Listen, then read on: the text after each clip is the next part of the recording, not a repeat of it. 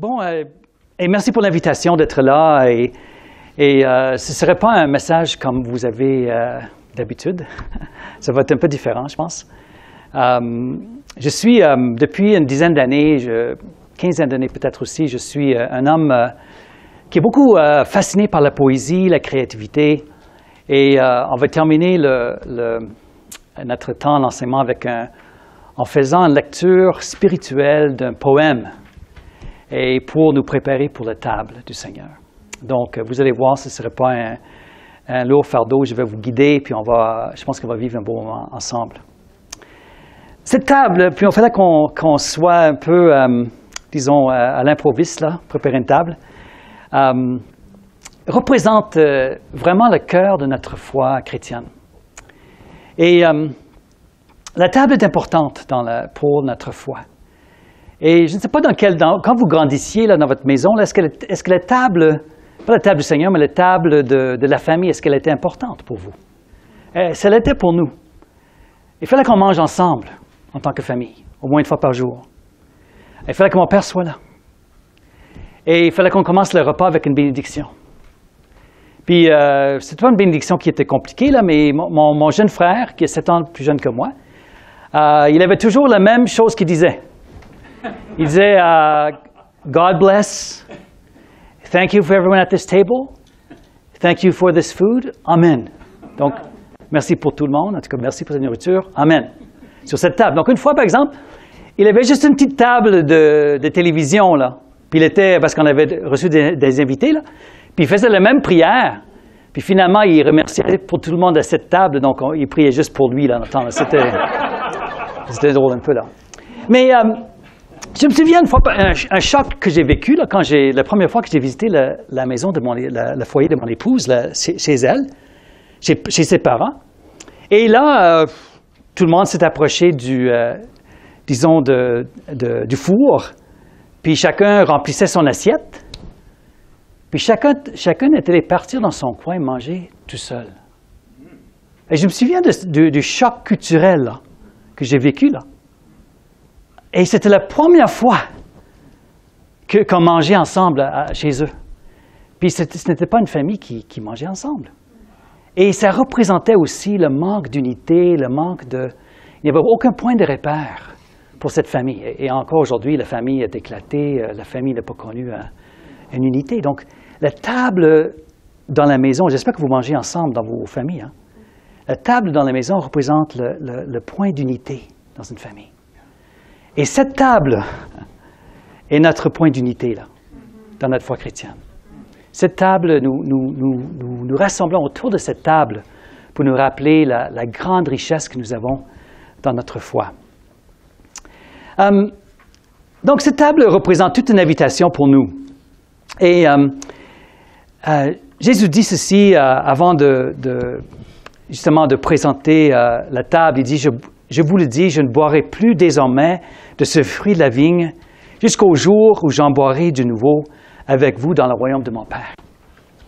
Donc, cette table est un précurseur, un avant-goût de ce grand festin, des noces de l'agneau que nous allons un jour célébrer ensemble dans le royaume.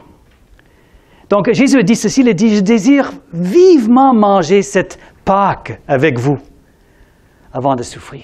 Je désire vivement manger cette Pâque.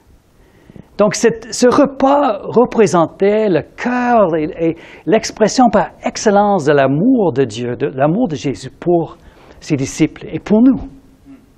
Il y a une richesse que cette table représente que malheureusement, dans nos églises évangéliques, nous avons trop minimisée. Nous n'avons pas suffisamment donné de place à cette table. C'est sûr que nous avons été en réaction, peut-être contre l'exagération, peut-être contre une vision un peu superstitieuse de cette table, comme s'il y avait quelque chose de magique en prenant, disons, l'Eucharistie un peu dans le contexte catholique. Mais malheureusement, en réaction contre peut-être certains excès, nous avons trop minimisé la table. Et j'apprécie beaucoup la vision de Jean Calvin et sa perspective sur la table. Et je pense que c'est une perspective qui qu'il faut retrouver un peu dans nos contextes évangéliques, mais lui, il voyait la présence spirituelle de Jésus. Parce que si la table est uniquement symbolique, on peut s'en passer, n'est-ce pas? Mais si la table est une invitation à expérimenter la présence de Jésus avec nous, là, et à goûter à la richesse de son pardon, de sa présence dans nos vies, c'est toute une invitation. Et je pense que c'est un point que j'aimerais qu'on retrouve dans nos églises évangéliques. Donc, mon objectif, vous avez ça sur votre feuille, c'est d'explorer la richesse de cette table et de nous amener ensemble à une nouvelle appréciation et à une nouvelle expérience plus intime et profonde avec le Seigneur qui nous invite à sa table. Donc voilà, on va y aller. Puis on va le faire de façon un peu indirecte aussi. On va regarder un petit peu aux pères de l'Église. Vous savez, qui étaient les pères de l'Église? Je ne parle pas des pères de l'Église évangélique, je parle des pères de l'Église chrétienne, là. Nous avons aussi des pères dans l'Église évangélique aussi. Mais les pères de l'Église, c'était les grands hommes et les mères de l'Église aussi, les grandes femmes qui se sont réfléchies sur la foi. À partir des années 300, 400, vous avez entendu parler sans doute d'Augustin, c'était un des grands pères de l'Église. Mais on avait aussi de grands hommes de Dieu qui avaient posé de fondations à notre foi chrétienne. Et tous les chrétiens, dans du monde entier, notre foi repose sur la sagesse et la maturité de ces hommes et leurs perspectives. Donc, eux, ce qu'ils ont fait, ils ont vu un grand parallèle entre le psaume 23 et la table du Seigneur. Et vous connaissez bien le verset, « Tu dresses devant moi une table en face de mes adversaires, et tu oins d'huile ma tête et ma coupe déborde. » Et les pères d'Église, ils voyaient un grand parallèle entre le psaume 23 et la table du Seigneur. Et ils ont dit, mais voilà tout ce qu'on trouve comme richesse dans le psaume. L'Éternel est mon berger, il me fait reposer dans les verts pâturages, il me dirige près des eaux paisibles. Il restaure mon âme, il me conduit dans les sentiers de la justice à cause de son nom. Quand je marche dans la vallée de l'ombre de la mort, je ne crains aucun mal, car tu es avec moi. Ta houlette et ton bâton me rassurent. Tu dresses devant moi une table en face de mes adversaires.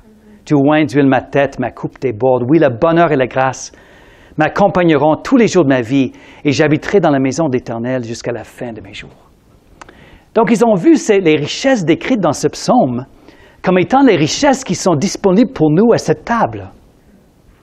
Ils ont dit que toute cette richesse-là, renouvellement, ressourcement, direction, protection, abondance, onction, bonheur et grâce, tout ça est là pour nous. Toute cette richesse est là pour nous à cette table. Et ils ont dit, par exemple, la chose extraordinaire que j'aimerais surtout souligner cet après-midi, c'est que je suis l'invité d'honneur. Je suis l'invité d'honneur. Et la table est préparée, c'est vraiment bien ce que le psalmiste dit, le psalmiste dit, pour moi. Pour moi, la table est préparée. Donc, réfléchissons un peu sur cette table préparée avec quelques réflexions, quelques idées que les pères ont données sur la table. Donc, vous les trouvez sur votre feuille aussi. Origène, un grand-père d'Église. Quand ce qui afflige est proche et l'adversaire menace de vous faire souffrir, sache qu'une table spirituelle et intellectuelle est préparée pour cette épreuve. Donc, en face de mes adversaires. Donc, c'est quelque chose d'un grand parallèle il voyait avec Jésus aussi, la nuit où il fut livré. La nuit où il fut livré, en face de ses adversaires. Jésus a préparé cette table. Vous voyez le parallèle? Et donc, Dieu prépare cette table. Jésus a préparé cette table pour nous parce qu'il savait qu'on aura besoin de ce ressourcement lorsque nous sommes attaqués, lorsque nous faisons face aux adversaires. Théophile d'Alexandrie, en face de ceux qui vous menacent, je vous dresse une table, source de vie et de joie, qui vous offre en échange pour votre détresse une joie indicible en face de ceux qui vous ont envié. Bois le vin, exaltation de ton immortalité. Mange le pain qui purge la vieille amertume. Bois le vin qui adoucit la douleur de ta blessure. Donc, cette invitation à entrer dans cette guérison, dans cette richesse que Jésus a gagnée pour nous. Donc, cette table est une source de guérison. Nous voyons ça dans Jésus qui est le pain de vie. Jésus leur dit en vérité, Jean 6, verset 32, « Moïse ne vous a pas donné le pain du ciel, mais mon Père vous donne le vrai pain du ciel. Car le pain de Dieu, c'est celui qui descend du ciel et qui donne la vie au monde. » Jésus leur dit, « Je suis le pain de vie. Celui qui vient à moi n'aura jamais faim, et celui qui croit en moi n'aura jamais soif. » Cette richesse, cette abondance de cette table, jamais faim, jamais soif, une richesse extraordinaire. Donc, Cyprien, la coupe du Seigneur nous enivre de telle manière de nous rendre sobres, pour nous rappeler de sagesse spirituelle, pour nous redonner le goût pour la connaissance de Dieu. Donc, voyez un peu la dimension ironique de cette table. Vous connaissez, c'est quoi l'ironie un petit peu là? C'est comme si on voit le vin qui normalement nous conduirait à être enivrés, n'est-ce pas? Mais au lieu de nous enivrer, ce vin nous donne clarté d'esprit. Donc, c'est l'inverse, finalement, qui arrive, parce que c'est une nourriture spirituelle qui nous est offerte. De telle manière de nous rendre sobres. C'est quelque chose, hein? Donc, c'est vraiment une grande... Et un autre père de l'Église, Cassidiorus, disait ceci, c'est une ivresse qui nous rend sobres. Cette plénitude nous vide de toute méchanceté. La plénitude qui nous vide, hein? Cette sainte ivresse, toute une expression, hein, est déversée dans les profondeurs de notre cœur de telle manière que toutes les affections désordonnées de notre cœur soient bannies. Il y a toute une sagesse dans cette phrase-là. Nous avons tous des désirs, n'est-ce pas, désordonnés, là. Nous avons tous été mal formés par le péché, par nos choix, par les différents mensonges qui ont pris place dans nos cœurs. On a tous été déformés, là. Mais on a besoin d'être ordonnés de nouveau dans nos cœurs. On a besoin d'être remplis de nouveau avec une véritable sagesse. Et cette table nous invite, n'est-ce pas? Isaïe 55, nous connaissons tous le verset. « Pourquoi pesez-vous de l'argent pour ce qui ne nourrit pas? Pourquoi travaillez-vous pour ce qui ne rassasie pas? Écoutez-moi donc, et vous mangerez ce qui est bon. Et votre âme se délectera de mets succulents. » Donc voilà l'invitation à cette table. Mais il y a un problème. Et le problème n'est pas la table. Le problème, c'est nous. Hein? Et nous avons deux problèmes par rapport quand nous regardons cette table. Le premier problème, c'est que on ne croit pas que cette invitation est si merveilleuse que cela. Et ça, c'est un problème un peu dans le milieu évangélique, là, que on ne croit pas que cette table est vraiment au cœur, au centre de notre foi. Et de façon spirituelle, peut-être on se dit, mais voilà que je vais me nourrir d'autre chose que Jésus. Je vais me nourrir de bien des choses. Là. J'ai de quoi dans le frigo, là, pour combler le vide. Pourquoi j'irai auprès du Seigneur pour combler le vide dans mon cœur? Vous connaissez tous l'histoire que Jésus raconte en Luc 14, le roi qui prépare le festin, le banquet, puis il envoie l'invitation aux convives, n'est-ce pas? Puis qu'est-ce qu'ils disent? Ils disent trois choses, là. Je viens d'acheter un champ. Je dois aller le voir. Je viens d'acheter 5 paires de bœufs que je dois essayer. Je viens de me marier. Je ne peux pas venir. Donc, on voyait que ces gens-là, c'était quoi le problème? C'est quoi notre problème? C'est notre vie est tellement remplie, là, de préoccupations, d'intérêts, de bonnes choses, que nous négligeons l'invitation que Jésus nous lance. Nous ne venons pas à la table. Nous ne venons pas dans sa présence. Et voilà un premier problème. Mais le deuxième problème qu'on a, c'est peut-être l'inverse, on ne se sent pas digne. Qu'est-ce que tu veux dire là? Moi, je suis l'invité d'honneur. Moi? Et peut-être tu n'as pas vu mon dossier, là. Peut-être, comment moi je peux être l'invité d'honneur à cette table? Donc la honte, l'idée de ne pas se sentir digne de venir et d'être l'invité d'honneur. Donc, ce problème-là, c'était le problème finalement du fils prodigue, n'est-ce pas? Il revient vers son père et qu'est-ce qu'il dit? Mon père, j'ai péché contre toi et contre le ciel. Je ne suis plus digne d'être appelé ton fils. Mais le père dit à ses serviteurs, apportez vite la plus belle robe et revêtez-le. Mettez-lui un anneau au doigt et des souliers aux pieds. Mangeons et réjouissons-nous. Toi, mon fils, tu es l'invité d'honneur. Donc, cette honte, cette disqualification de cette grâce, de cette richesse, de cette abondance, de cette invitation, voilà peut-être le plus grand problème qu'on a, qui nous prive de cette table. Donc, pour nous amener dans cette réflexion-là, on va regarder un poème pour terminer notre temps. Et c'est un poème, finalement, je vous dis, c'est mon poème préféré de tous les temps. C'est un poème, et j'ai fait moi-même une traduction, et vous allez voir, vous pouvez, vous les experts en français, pouvez critiquer la traduction après. Mais c'est un poème qui a eu tout un impact dans l'histoire. Vous connaissez C.S. Lewis, n'est-ce pas? C'est un poème qui l'a conduit à sa conversion, ce poème. Et vous connaissez peut-être, qui connaît les écrits de Simone Weil, peut-être? Vous connaissez Simone Weil, vous avez entendu parler d'elle? C'est une grande, c'est une militante pendant la Deuxième Guerre mondiale, une femme brillante, inimaginable. Elle est devenue chrétienne en récitant ce poème. Elle parle justement que l'Esprit de Dieu est tombé sur elle quand elle récitait ce poème. Donc, je vous dis, c'est tout un poème.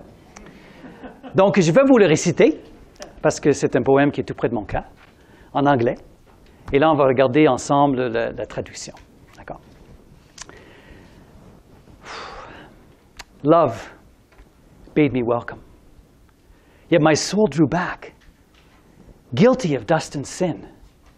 But quick-eyed love, observing me grow slack from my first entrance in, drew nearer to me, sweetly questioning if I lacked anything.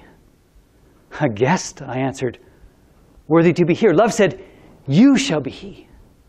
I, the unkind, the ungrateful, ah, my dear, I cannot look on thee. Love took my hand and smiling did reply, who made the eyes but I? Truth, Lord, but I have marred them. Let my shame go where it doth deserve. And know you not, says love, who bore the blame? My dear, then I will serve. You must sit down, says love, and taste my meat. So I did sit and eat.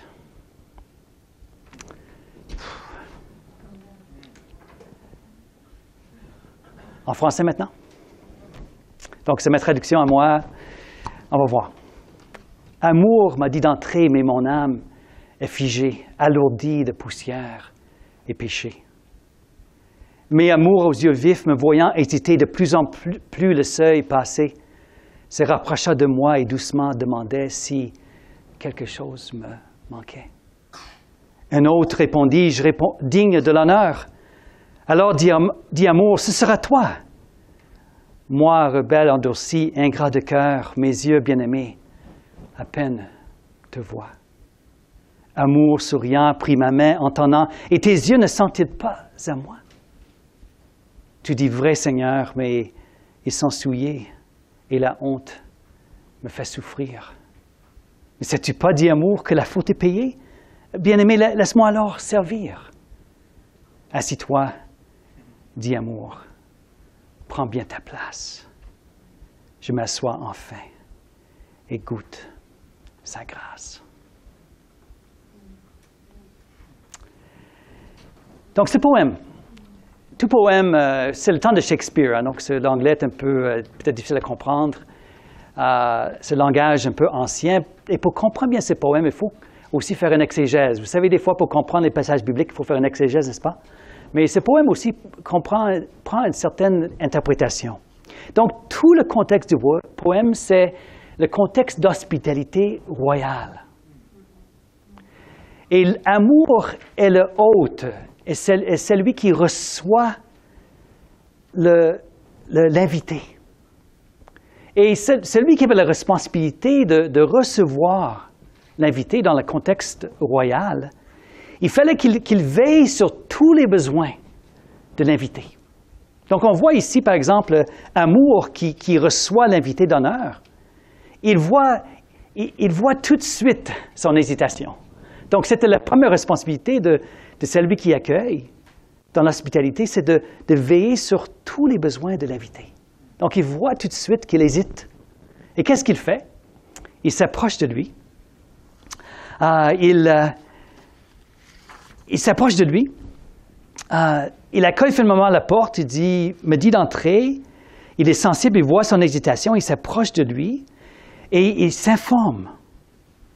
Il s'approche de moi et doucement demandait si quelque chose me manquait. Donc, cette question douce, crée l'atmosphère d'accueil. Donc, on voit qu'il fait tout son possible de rassurer l'invité que c'est lui l'invité d'honneur. Ce sera toi l'invité d'honneur. Mais on voit que l'invité il se disqualifie. Et 5 ou 6 fois, hein, il dit non, ça ne peut pas être moi, là. Ça ne peut pas être moi l'invité d'honneur, là. Et j'ai créé les... Mais l'autre, il dit encore, mais c'est moi qui ai créé tes yeux. Oui! Mais j'ai souillé tes yeux. J'ai souillé mes yeux. Et que répond l'autre? Il dit, mais qui, la faute est payée? J'ai payé le prix pour cette honte que tu vis. Donc, chaque excuse ou chaque hésitation que l'invité offre, présente, l'autre dit, mais voilà, non, regarde, j'ai créé tes yeux. Je t'aime, je te reçois, la faute est payée. Et finalement, la dernière chose que l'invité essaie de faire, il dit, OK, je suis là, alors c'est moi qui va servir. Donc un peu comme le fils prodigue, n'est-ce pas? Il dit, si je reçois dans la maison de mon père, au moins je peux être comme serviteur, n'est-ce pas? Donc l'invité dit encore peut-être, je peux au moins être serviteur. Et là, la dernière phrase qui est tellement importante, il dit justement, assis-toi, dis amour, prends bien ta place. Je m'assois enfin et goûte ta grâce. Donc cette dernière phrase-là, et finalement, ce qui est vraiment spécial avec ce poème, c'est le dernier poème dans toute la collection de poésie de ce grand poète George Herbert, qui était son nom. Et c'est comme s'il dit, mais voilà, finalement, on voit le combat de sa vie, le combat de se voir digne de recevoir cet amour venant de Jésus, ce pardon, cette grâce, cette invitation de venir et prendre sa place à la table de bénédiction du Seigneur. Et finalement, il accepte cet amour. Il s'assoit, il prend sa place à cette table. Et voilà l'invitation pour nous aussi, n'est-ce pas? De voir que je suis l'invité d'honneur, que je suis digne. Non pas parce que ma vie est parfaite, n'est-ce pas? Mais parce que la faute est payée. Parce que l'amour m'accueille, l'amour me reçoit. Jésus est là pour me recevoir, pour me pardonner. Prions. Seigneur Jésus, tu as les yeux remplis d'amour pour nous. Tu es tellement désireux de nous avoir autour de ta table. Et Seigneur, tu nous invites à prendre notre place et à recevoir ta grâce, ton pardon, ta plénitude. Merci pour cette famille d'Église tellement précieuse pour toi. Merci pour chaque visage, chaque cœur ici. Merci pour le pardon qu'ils ont reçu de toi. Merci pour leur soif et leur faim de toi, Seigneur. Ils désirent avant tout te connaître, être nourris par toi, être remplis de toi. Merci d'être le pain de vie. Merci de nous combler de ta présence et de ton amour. Dans le puissant nom de Jésus. Amen.